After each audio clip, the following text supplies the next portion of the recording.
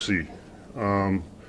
Yes, there has been an autopsy performed on Mr. Paddock, or the suspect. In the early evaluation, there was no abnormalities observed visually.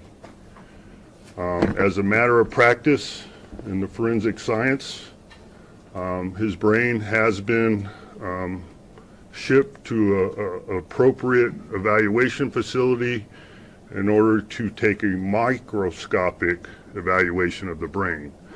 So the initial report that there was no abnormalities was a visual inspection of his brain. So it's yet to be known whether there is any abnormalities to be presented at a later date. Now the timeline.